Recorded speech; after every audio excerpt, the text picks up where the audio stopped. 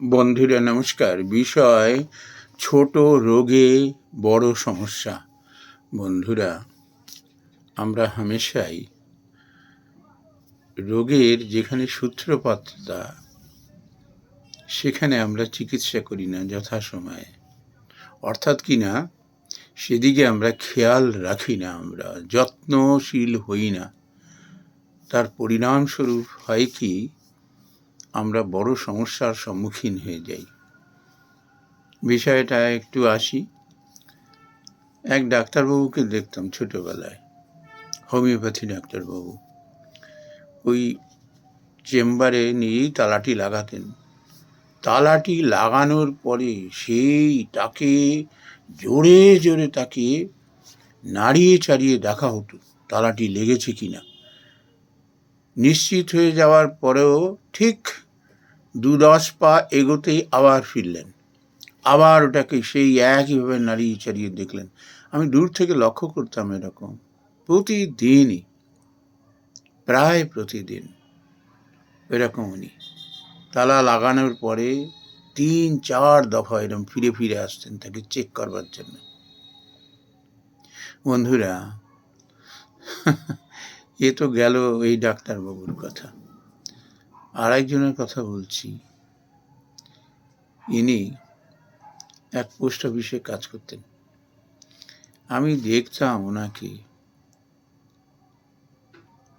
বেশি না, 10টা 10 টাকার নোট 2-3 বার করে গুনতেন, তারপর নিশ্চিত হয়ে ওটি কাস্টমারের হাতে দিতেন। আর একজনকে দেখতাম এরকম, 100 টাকা সে দিয়েছে, হয়তো 40 টাকার স্ট্যাম্প কিনেছে। ক্যালকুলেটর নিয়ে ওই 100 - 40 করে 60 টাকা যখন দেখলো, তখন সেও 60 টাকা, একটা 50, একটা 10 টাকা 2-3 বার করে পরখ করে তারপর তার হাতে দিলেন। এক প্রফেসরকে আমি জানতাম, তিনি থার্মোডায়নামিক্স পড়াতেন একটা ইঞ্জিনিয়ারিং কলেজে। ক্লাস হয়ে যাওয়ার পরে উনি এরকম দেখতেন কিছু ফেলে গেছেন কিনা। 3-4 বার এরকম করে দেখতেন। একবার পকেটে হাত দিতেন, বুকের পকেটে, তারপরে শার্টে, এই প্যান্টের পকেটে। তারপর আবার একজনকে ডাকতেন, স্টুডেন্টকে, এই দেখো কিছু পড়ে আছে কিনা আমার। সুনিশ্চিত হওয়ার পরে দরজার গোড়ায় গিয়ে আবার পেছন ফিরে তাকাতেন কিছু পড়ে আছে কিনা। বন্ধুরা, এই অভ্যাসটা রোগে গাড়িয়ে যায় যখন এটাকে আমরা প্রশ্রয় দিতে থাকি। বন্ধুরা, এর মূলে কতগুলো কারণ আছে। হয়তো যারা মনোবিদ তারা আরও ভালো করে ব্যাখ্যা করতে পারবেন এ বিষয়ে।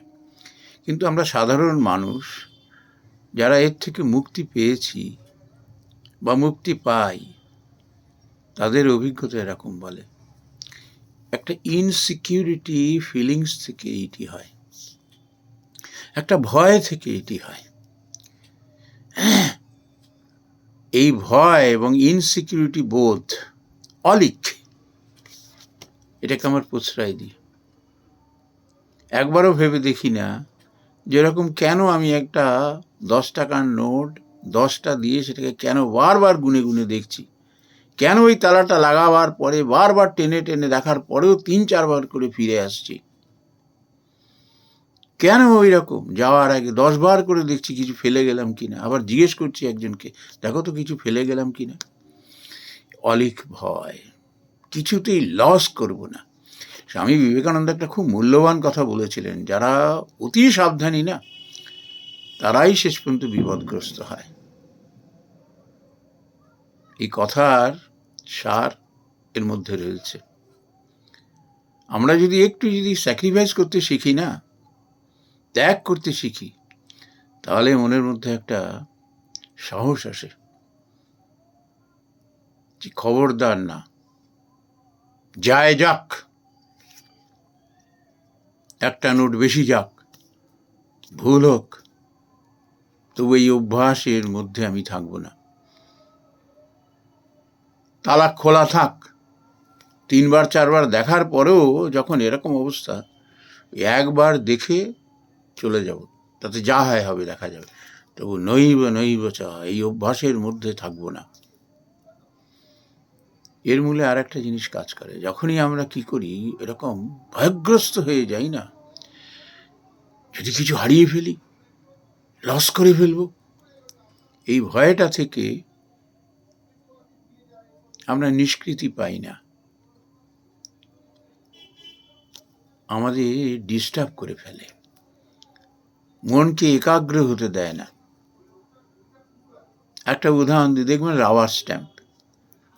একটা স্ট্যাম্প মারার পরে কেউ যদি সেটাকে বারবার তুলে নিয়ে ওইটার উপর মারতে থাকে, অস্পষ্ট হয়ে যাবে, কি লেখা রয়েছে সে বুঝতে পারবে না। রাবার স্ট্যাম্পে ছাপ্পা মারার পরে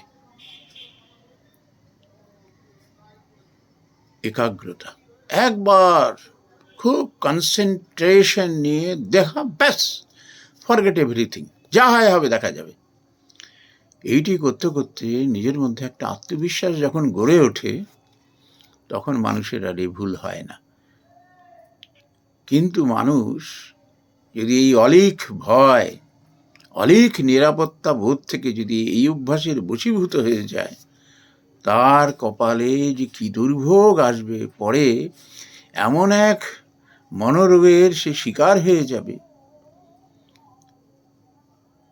সে তার নিজের উপর বিশ্বাস হারিয়ে ফেলবে, এবং সে এক ভয়াবহ অবস্থা, ভয়াবহ অবস্থা। এই জন্য কি হয়, এই ছোট ছোট অভ্যাস, এটা একটা রোগ। এই অভ্যাসগুলোকে শুরু থেকেই যদি এর উপরে আমরা যত্নশীল হই, এর থেকে বেরিয়ে আসার যদি চেষ্টা করি, আমরা বড় বিপদ থেকে রক্ষা পাবো। নমস্কার বন্ধুরা।